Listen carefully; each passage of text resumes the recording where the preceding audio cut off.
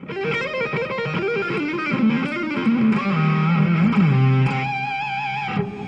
Joe Satriani, and I'm going to show you 10 tips to make you a successful guitar player. And the first one is it's all about bending in tune. This is a really simple one. You hit a note, let's say this one here. You drop down a little bit, and you bend up to it. You try to get it in tune. But here are the mechanics of it.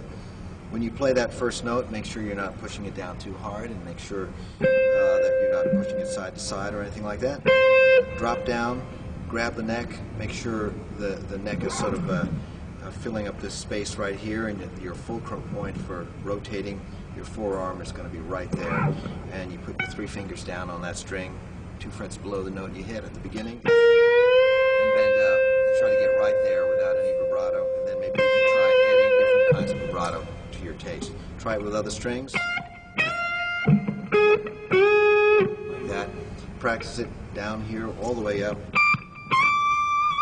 so you know exactly what it's supposed to feel like and what it's supposed to sound like, so you can bend it to it. Now, let's talk about playing stretching. When I started out, I played this thing here, and that's got a lot of stretch, a lot of hammer on, and pull off. So let's say we scale it back and do a simple exercise to start. We go like this.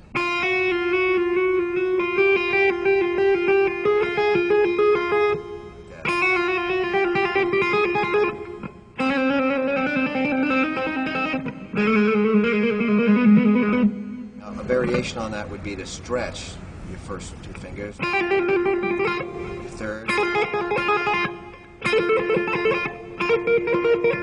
do that on every string, and then experience it further up the neck. You combine that strength building with this kind of an exercise. And this. So you've got basically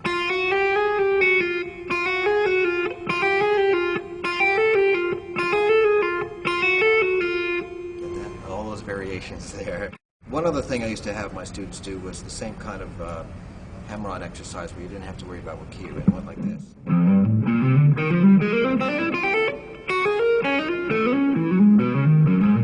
Just kind of get used to doing this.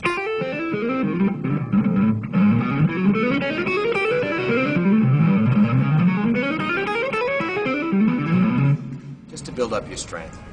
Eventually, when you get around to playing scales, you apply all this flutter, strength, and coordination, and that kind of stuff, and this to scale.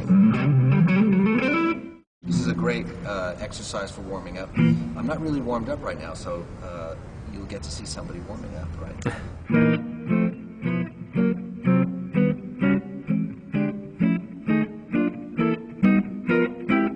Do the same kind of thing on first 4 strings.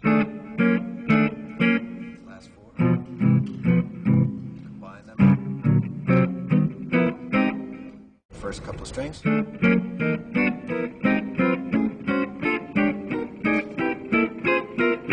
of like a tongue twister for your fingers. It's a great way to warm up. I do this every night before a show. You can use any chord form to do it. You can use, let's say, these diminished chords.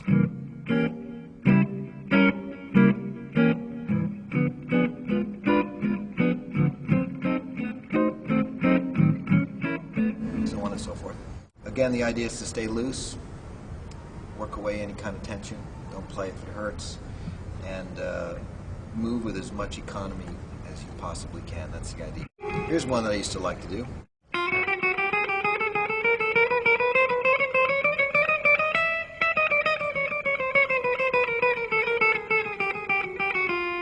Sounds wonderful, doesn't it?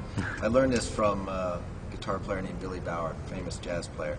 And it's a great way to work out picking and fingering that's slightly unusual, not part of your normal idiomatic, rock kind of styling. And when you do it on all the strings, it takes on a whole new sort of technique of its own, because you find you have to lift up your fingers in a different way because of the size of the string, and then as you go up, same thing. When you get to the top or halfway up, let's say at the 12th fret, when you go backwards, this whole movement like this here is essential, because it's really teaching you that there's lots of ways of getting fingerings to work out, even though they may look awkward. There's a way of getting it together where if you practice it enough, it becomes natural to you. Now, to get out of the box of doing scales, just 2 octaves and 3 octaves, something that I learned from Lenny Tristano, the great Lenny Tristano, was not to worry about the timing of when you're playing scales, but really just try to cover the entire neck. So let's say if you're doing this E major, you really wanted to see me play all the way up as far as it could go and all the way down. Don't worry about timing or fingering. The idea is to be able to look down at this neck and really see every key that you want clearly laid out with any number of paths available to you.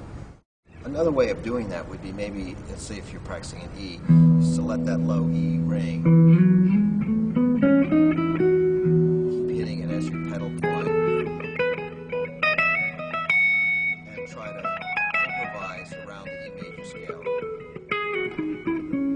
Now if you don't know how to get around or visualize the whole neck, just sort of zone in on a couple of those 2 and 3 octave fingerings that you find in a book. Try to replace a couple of notes. You know what I mean? And then once you find those same notes everywhere, then you time together. So it's just like learning how phrases in different octaves fit on the guitar. You'd have to do the same thing with the other note phrases. 1, 2, 3, 1, 2, 3, 1, 2, 3, like that. And then slowly you start to put it together. I like the improvising method because it still keeps you in the creative mode, keeps you out of that just practicing and not listening kind of style, which I don't really like.